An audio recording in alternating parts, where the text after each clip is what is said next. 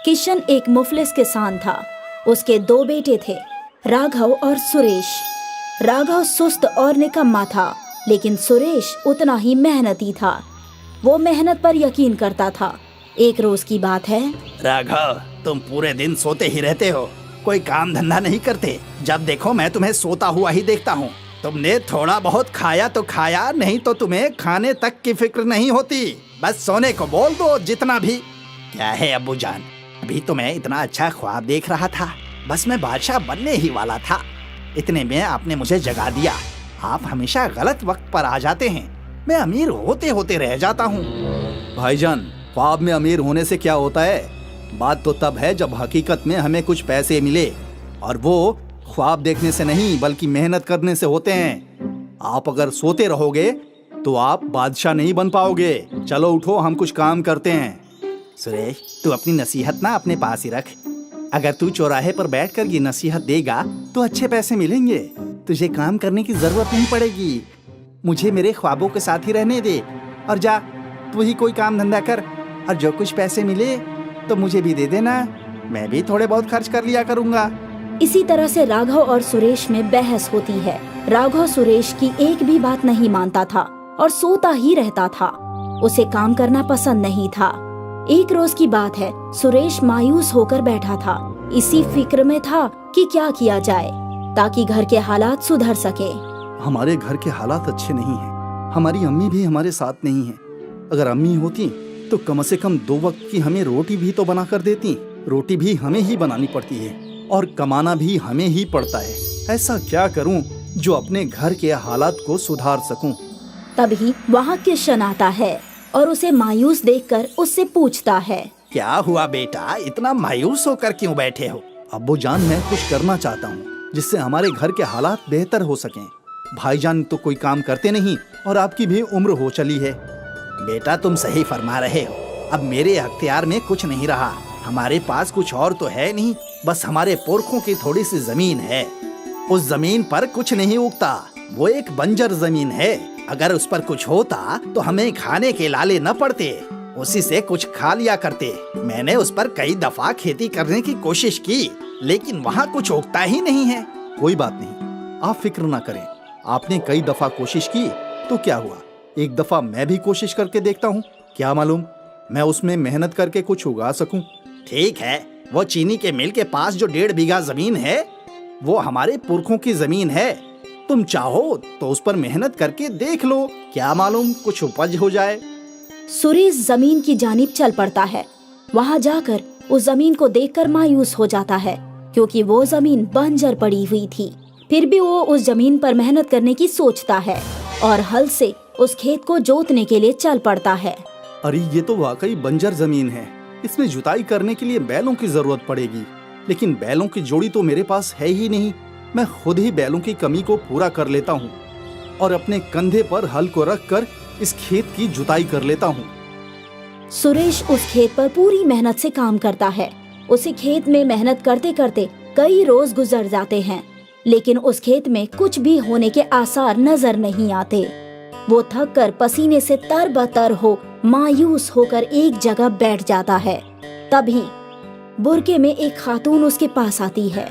अल्लाह के नाम पर कुछ दे दो बेटा, कई रोज से कुछ नहीं खाया। अम्मा, मेरे तो खुद के खाने पे आफत पड़ी हुई है, मैं तुझे क्या दे दूं? ए बेटा, कुछ तो तेरी पोटली में रखा होगा, कुछ भी खिला दे। बहुत जोरों की भूख लगी है। देख, धूप बहुत तेज है, अब और आगे भीख मांगने के लिए जाने की हिम्मत नहीं हो रही। अम्मा, मेरे पास सिर्फ एक रोटी और प्याज है, और तो कुछ मैं दे नहीं सकता। आज तुम ये रोटी खा लो और मैं पानी ही पीकर आज का दिन गुजार लूंगा। बहुत बहुत शुक्रिया बेटा, आज तूने मुझे पेट भरने के लिए रोटी दी है। अपना पेट काट कर अल्लाह तेरे घर में बरकत दे, तुझे किसी चीज की कमी ना हो। अम्मा, मेरे घर तो रोटी पे भी आफत है। मेरे घर बरकत कहाँ से होगी? एक खेत मिला है, वो भी बंजर है। उस पर खेती करने की सोचता हूँ, लेकिन इस खेत में कुछ उगता ही नहीं। एक भाई है, वो इतना आलसी है कि उसे सोने से फुर्सत नहीं। एक वालिद है जो बुजुर्ग हो चुके हैं, उनके अख्तियार का कुछ रहा ही नहीं। बेटा, इतना परेशान ना हो, मैं तुझे ये पत्थर देती हूँ, इन्हें अपने खेत में डाल दे और अपने घर चला जा। अम्मा, मेरे खेतों में पत्थरों के अलावा और कुछ है ही नहीं। तूने 4 पत्थर और दे दिए मुझे खेत में डालने के लिए। इनसे भला मेरा क्या होगा? चल, तेरे ये 4 पत्थर भी अपने खेत में फालतू में डाल देता हूँ। जमीन तो बंजर है ही, और बंजर हो जाएगी। मेरे नसीब में पत्थरों के अलावा है ही क्या? ला, ये 4 पत्थर भी मुझे दे, मैं इन्हें भी खेत में डाल देता हूँ। सुरेश उन पत्थरों को लेकर खेत में डाल देता है और मायूस होकर घर की जानिब चल देता है। दूसरी सुबह जब वो अपने खेत पर आता है तो देखकर हैरान हो जाता है। पूरा खेत सफेद पड़ा हुआ था। वो समझ नहीं पा रहा था कि उसके खेत में ये क्या हो रहा है। वो करीब जाकर देखता है तो पूरा खेत अंडों से भरा होता है। पूरे खेत में अंडे ही अंडे होते हैं। अरे ये क्या, पूरा खेत अंडों से भरा हुआ है? अभी रात तक तो इस खेत में और कुछ भी नहीं था, अब ये इतने सारे अंडे कहाँ से आ गए? कहीं ये अम्मा के 4 पत्थरों का करिश्मा तो नहीं? सुरेश अंडे पाकर बेहद खुश होता है, लेकिन फिक्रमंद भी होता है क्योंकि उसके कस्बे में तो कोई अंडे खाता ही नहीं है। वो सोचता है कि अब इन अंडों का वो क्या करे। ये बात पूरे गांव में आग की मानिंद फैल जाती है और कुछ बुजुर्ग लोग आकर उसे मशवरा देते हैं, जिसमें से एक बहुत ही बुजुर्ग आदमी कहता है, बेटा, तुम्हारी खेती बहुत ही अजीब हो रही है। हमारे कस्बे में तो कोई अंडा है ही नहीं और तुमने अंडों की खेती कर डाली। बाबा, अब मैं क्या करूं? मेरे खेत में तो अंडे ही अंडे हैं। इसके अलावा तो मेरे खेत में कुछ और है ही नहीं। पहले तो ये बंजर पड़ी हुई थी, अब हुए भी तो अंडे हुए जो किसी काम के नहीं। बेटा, मायूस ना हो। हमारे कस्बे से बाहर निकलकर कुछ मील के फासले पर एक मुस्लिम कस्बा है, जहाँ पर तुम्हारे अंडे फरोख्त होंगे। तुम वहाँ जाकर ये अंडे फरोख्त कराना। सुरेश को ये तरकीब बहुत अच्छी लगती है। वो सारे अंडों को एक ट्रक में भरकर करीब के गांव में फरोख्त करने जाता है, जहां उसके अंडे हाथों हाथ बिक जाते हैं और सब उसके पास से ही अंडे खरीदना चाहते हैं। अब सुरेश अंडे वाले के नाम से फेमस और अमीर हो जाता है। श्रीनु एक मुफलिस डोसे वाला था। वो डोसा बनाकर अपनी साइकिल पर फरोख्त किया करता था। डोसा, मसाला डोसा, रवा डोसा। बहुत कम लोग श्रीनु की आवाज सुनकर उसके पास डोसा खाने आया करते थे। श्रीनु का डोसा जायकेदार तो था, लेकिन फिर भी उसके पास ज्यादा खरीदार नहीं आते थे। वो अमूमन परेशान होकर घर लौटता था। क्या हुआ, आज भी कारोबार अच्छा नहीं हुआ क्या जी? मालूम नहीं क्या हो गया है, आजकल लोग कब्ल की तरह डोसा खाते ही नहीं है। अब्बा, आजकल लोगों को बर्गर, पिज्जा जैसी चीजें बेहद पसंद है। आजकल किसी को भी डोसा पसंद नहीं है अब्बा। ऐसा ही चलता रहा तो हमारा गुजारा कैसे होगा? कुछ न कुछ जरूर होगा। अब्बा, आप भी कोई और चीज क्यों नहीं फरोख्त करते, जैसे बर्गर या पिज्जा? मुझे ये सब बनाने का इल्म नहीं है बेटा, मुझे तो सिर्फ डोसा बनाने का इल्म है। श्रीनु परेशान था कि कैसे वो अपनी आमदनी में इजाफा करे। दिन ब दिन उसकी आमदनी कम होती जा रही थी। अगली सुबह श्रीनु जल्दी घर से निकला और इस रोज वो हमेशा से अलग रास्ते पर चल पड़ा। डोसा, मसाला डोसा, रवा डोसा। इस रास्ते में जिम था। जिम के बाहर काफी अफराद थे। यहाँ इतने अफराद हैं, मुझे यहीं आवाज लगानी चाहिए। आज जरूर मेरी अच्छी कमाई होगी। श्रीनु जोर जोर से आवाज लगाने लगा। डोसा, मसाला डोसा, रवा डोसा। श्रीनु की आवाज सुनकर एक बॉडी बिल्डर उसके पास आया। क्या बनाऊं जनाब? कुछ नहीं, हम ये सब नहीं खाते। हमारे पास कोई मुर्गा या अंडे वाला डोसा हो तो बनाओ। अंडा डोसा? हाँ, वो नहीं है ना?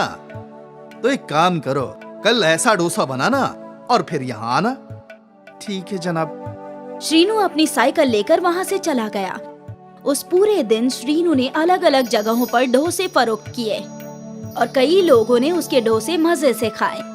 शाम को जब वो घर पहुंचा तो उसके चेहरे की खुशी देखकर लक्ष्मी ने पूछा, क्या हुआ जी, आज अच्छा कारोबार हुआ क्या? कारोबार तो वैसा ही हुआ, लेकिन आज मुझे एक नई तरकीब सूझी है। कैसी तरकीब? अंडा डोसा। अंडा डोसा? हाँ, और सबसे कबल हम लोग अंडा डोसा खाएंगे। जा मुथु, दुकान से 6 अंडे लेकर आ। श्रीनू ने मुत्तू को पैसे दे दिए और दुकान भेज दिया। कुछ देर बाद मुत्तू अंडे लेकर आया और फिर श्रीनू ने डोसा बनाना शुरू कर दिया। उसने हमेशा की तरह डोसा का आटा तवे पर डाला और फिर एक ग्लास में अंडे को फेंटकर उस डोसे पर डाल दिया और फिर उसमें मसाला छिड़क दिया। दिख तो अच्छा रहा है, चख कर देखते हैं। श्रीनू और लक्ष्मी ने वो अंडा डोसा चखा। अरे वाह, ये तो बहुत खूब है। अब्बा, मुझे भी दो। मुत्तू ने भी डोसा चखा और उसे भी अंडा डोसा बहुत अच्छा लगा। उस रोज पूरे खानदान ने अंडा डोसा ही खाया। अगली सुबह श्रीनू अपने डोसे की साइकिल लेकर जिम की जानिब निकल पड़ा और इस मर्तबा उसकी साइकिल पर अंडे की ट्रे भी थी। डोसा, अंडा मसाला डोसा। अंडा डोसा का नाम सुनकर आसपास के कुछ लोग भी उसके पास आए, साथ ही वो बॉडी बिल्डर भी। वाकई अंडा डोसा मिलेगा? जी जनाब, मेरे लिए भी एक अंडा डोसा बनाओ। और फिर श्रीनू ने डोसे पर अंडा फेंट कर डाला और उस बॉडी बिल्डर को अंडा डोसा दे दिया। अंडा डोसा खाते ही बॉडी बिल्डर के चेहरे पर खुशी आ गई। वाह, कमाल है दोस्त, सोचा नहीं था कभी अंडा और डोसा एक साथ खाऊंगा। एक और बनाना। वो बॉडी बिल्डर अंडा डोसा खा गया और उसके बाद दूसरा भी। कई और बॉडी बिल्डरों ने अंडे डोसे की फरमाइश की। मुझे एक अंडा मसाला डोसा। मुझे भी एक अंडा डोसा। अंडे डोसे की फरमाइश की। श्रीनू अंडा डोसा बनाता गया और खरीदार खाते गए। श्रीनू बीच बीच में आवाज लगाता रहा, जिससे लोगों का तवज्जो उसकी जानिब आता गया। डोसा, अंडा मसाला डोसा। एक के बाद एक खरीदार आते ही जा रहे थे। कुछ ही घंटों में श्रीनू के सारे डोसे खत्म हो गए और आज की उसकी कमाई भी अच्छी खासी हुई थी। वो खुशी खुशी घर लौटा। लक्ष्मी, आज बहुत अच्छा कारोबार हुआ, सारे डोसे फरोख्त हो गए। वाह! कल से तुम्हें आटा बनाना होगा। खरीदारों को हमारा अंडा डोसा बेहद पसंद आ रहा है। ठीक है जी। सब बेहद खुश थे। अगले दिन भी वही हुआ। श्रीनू की आवाज लगाते ही खरीदार अंडा डोसा खाने चले आते। श्रीनू का हाथ मुसलसल चलता और आज सिर्फ 2 घंटे में श्रीनू ने सारे डोसे खत्म कर दिए। फिर ये रोज का सिलसिला बन गया। अंडा डोसा मशहूर हो गया और श्रीनू दिन दोगुनी रात चौगुनी तरक्की करने लगा। श्रीनू की किस्मत जोरों से चल पड़ी थी। उसका खानदान अब बहुत ही मुतमईन था। श्रीनू ने अब एक छोटा सा टेम्पो खरीद लिया था। अब वो साइकिल के बजाय छोटे टेम्पो में अंडा डोसा बनाकर फरोख्त किया करता था। पूरे शहर में उसके अंडे डोसे का जिक्र था। वो टेम्पो लेकर जहाँ भी जाता, खरीदारों का हुजूम लग जाया करता था। रोज शाम को श्रीनू अपना छोटा टेम्पो लेकर पार्क के पास आता था। पार्क के पास कब्ल ही छगन का डोसा स्टॉल था, पर श्रीनू के आते ही सारे खरीदार उसके पास चले जाते थे।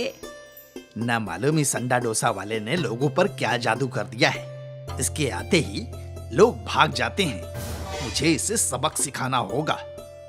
उस रोज जब श्रीनू का तवज्जो नहीं था, तब छगन ने श्रीनू के आटे में लाल मिर्च का पाउडर मिला दिया। अब देखता हूँ लोग कैसे तेरा डोसा पसंद करते हैं।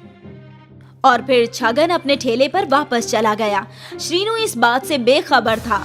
उसने हमेशा की तरह डोसा बनाना शुरू कर दिया और फिर अपने खरीदार को दे दिया।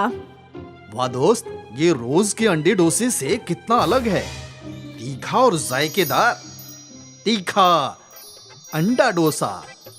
ये सुनकर श्रीनू ने अपने डोसे का आटा चखा और उसे पास पड़ी लाल मिर्च के पाउडर की शीशी नजर आई। यकीनन किसी ने ये पाउडर आटे में मिला दिया है, लेकिन कोई बात नहीं, लोगों को तीखा अंडा डोसा भी पसंद आ रहा है। इसे कहते हैं ना किस्मत। अंडा डोसा, तीखा अंडा डोसा। और फिर श्रीनू के टेम्पो के बाहर मजमा लग गया। सभी को नया तीखा अंडा डोसा खाना था। श्रीनू का अंडा डोसा बनता गया और खरीदार खाते गए। सभी लोगों को तीखा अंडा डोसा बेहद पसंद आ रहा था, सिवाय छगन के। ये मैंने क्या कर दिया? मैं तो इस अंडा डोसा वाले का बुरा करना चाहता था, लेकिन गलती से मैंने इसका ही भला कर दिया है। हे भगवान! श्रीनू के तीखा अंडा डोसा फरोख्त हो रहे थे। ये देखकर छगन को बहुत गुस्सा आ रहा था, लेकिन अब वो करता भी तो क्या। छगन ने सोचा था कि वो श्रीनू का बुरा करके अपना भला करेगा, लेकिन उसने खुद ही अपने लिए गड्ढा खोद लिया।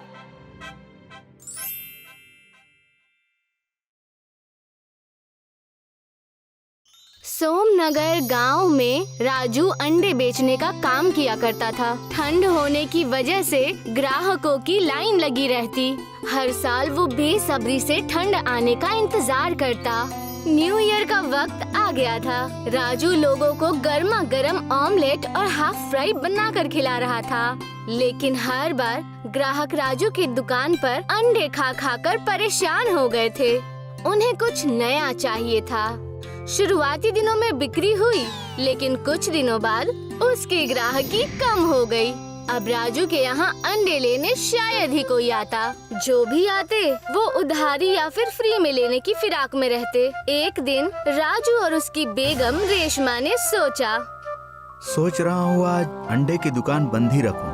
आज तुम अंडे मत बनाना, हम कल से शुरू करेंगे। अगर आप नहीं जाएंगे, जो हमारे बचे हुए ग्राहक हैं, वो भी हमसे रिश्ता तोड़ देंगे। मेरी बात मानिए, आप आज साइकिल से जाकर दूसरे गांव में अंडे बेचिए। गर्मा गर्म अंडे साइकिल से बेचने पर लोग शायद खरीद ले। तुम सही फरमा रही हो बेगम। तुम कुछ अंडे उबाल कर रख दो, मैं साइकिल से जाकर उन्हें बेच आऊंगा। राजू साइकिल से अंडे बेचने के लिए घर से निकल जाता है और थोड़ी बिक्री करके वो जा ही रहा होता है। तभी उसे ख्याल आता है कि वो गांव-गांव जाकर कुछ दिन साइकिल से ही अंडे बेचेगा। कुछ समय बाद दो आदमी उसके पास अंडे खरीदने आते हैं। अरे भाई साहब सुनो, सुनो अंडे वाले भाई साहब, सुनो सुनो। बताओ भाई क्या चाहिए? मेरे पास उबले हुए अंडे हैं, ऑमलेट है और अंडा करी भी है। तुम्हें क्या चाहिए? हमें कुछ नहीं चाहिए, मगर अब तुम दोबारा इस जगह मत आना। यहाँ पर पहले से ही हमारी दुकान है अंडे की जो चल रही है। तुम यहाँ पर आकर हमारा कारोबार मंदा कर रहे हो। अरे जनाब, मेरी भी दुकान है जो चल नहीं रही है, इसीलिए मैंने सोचा कि मैं गांव-गांव जाकर दुकानों पर अंडे बेचूं। हाँ हाँ हम समझ गए, अब चले जाओ और यहाँ दोबारा मत आना। राजू वहाँ से दुखी होकर चला जाता है और सारी बातें रेशमा को जाकर बता देता है। लगता है अब हमें कुछ और काम शुरू करना होगा, वरना हमारे रहने खाने की भी दिक्कत होने लगेगी। हम इसके सिवा और कर भी क्या सकते हैं? बरसों से हम अंडे की दुकान ही चला रहे हैं और अगर हमने ये छोड़ दिया तो फिर कुछ नहीं बचेगा। राजू उस दिन दुखी होकर सो जाता है और कोई तरकीब सोचने की कोशिश करता है। सुनती हो? अरे कहाँ गई? हाँ जी आई। बोलिए ना, क्या हो गया? अगर हम अपने अंडे की कीमत कम कर दें तो तब शायद लोग हमारे अंडे खरीदेंगे। लेकिन हमारे अंडे तो पहले से ही सस्ते हैं। अगर हम और कम कर देंगे तो हमें मुनाफा होगा ही नहीं, हमारी सारी मेहनत खराब हो जाएगी। राजू और रेशमा अपने अंडे के व्यापार को आगे बढ़ाने की सारी तरकीब सोच लेते हैं, लेकिन इसका कोई असर नहीं होता। मेरे पास एक तरकीब है। हमारे मायके में सोने के अंडे बहुत बिकते हैं। जब मैं छोटी हुआ करती थी, वहाँ पर सोने के अंडे के सिक्के बनाकर बेचे जाते थे और वो बहुत स्वादिष्ट और बहुत प्यारे दिखते थे। सच में? तुम सच कह रही हो? अगर ऐसा हुआ तो हम फिर से अपनी दुकान पर 4 चांद लगा देंगे। रेशमा की बात सुनकर राजू उसके मायके जाने को तैयार हो जाता है। राजू अपने ससुराल जाकर सोने के अंडे का नुस्खा सीखने लगता है। कुछ दिन अपने ससुराल में रहकर राजू ने गोल्डन कॉइन की रेसिपी सीख ली। एक ऐसा अंडा जो बनने के बाद सोने के सिक्के की तरह दिखने लगा। राजू ने विधि सीख ली। ससुराल से वापस आते ही राजू ने फिर से अपनी ठेले की रेहड़ी लगा दी। अरे ओ मोहतरमा, सुनती हो? आज दुकान पर तुम भी आना। आज का दिन हमारे लिए बहुत ही खास है। हाँ जी, मैं जरूर जाऊंगी। ऊपर वाले की दुआ होगी तो हमारी मन्नतें जरूर पूरी होंगी। राजू और रेशमा अंडे बनाने की नई विधि अपने दुकान पर शुरू कर देते हैं। और जैसा उन्होंने सोचा था ठीक वैसा ही हुआ। पहले दिन की शुरुआत ही बेहतरीन रही। धीरे धीरे पूरे शहर और कस्बे में सोने के अंडों की खबर फैल गई। पहले ही महीने में ही उन्होंने अपने साल भर का मुनाफा कमा लिया था। न्यू ईयर का वक्त आ गया था। दोनों बेहद खुश थे, लेकिन संजय और उसकी पत्नी नीता इस बात से बिल्कुल भी खुश नहीं थे। संजय अभी राजू के साथ अपने समोसे की दुकान लगाता। राजू के अंडे की रेडी पर भीड़ होने की वजह से सचिन जलने लगा। देख रही हो जाने मन, इस राजू ने तो लोगों को अंडे का मुरीद बना दिया है। और नहीं तो क्या, हमारा धंधा तो खराब हो रहा है। इस राजू का कुछ तो करना होगा। अगले ही दिन संजय और उसकी पत्नी ने साजिश रची कि वो लोग रात को राजू की रेडी गायब कर देंगे। और रात होते ही दोनों पति पत्नी ने मिलकर राजू की रेडी को उसे कहीं दूर एक खाई में धक्का दे दिया। सुबह उठते ही मानो राजू को धक्का लग गया था। वहाँ पे उसकी रेडी थी ही नहीं।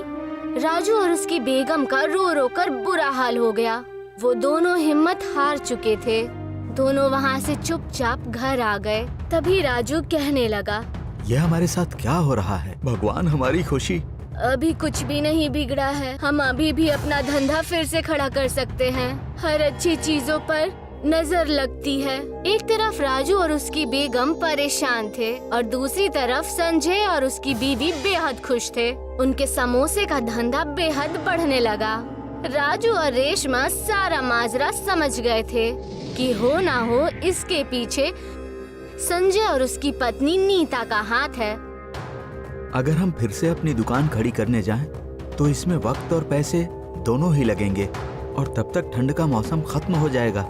क्यों ना हम अपने घर पर ही अपना व्यापार शुरू कर दें?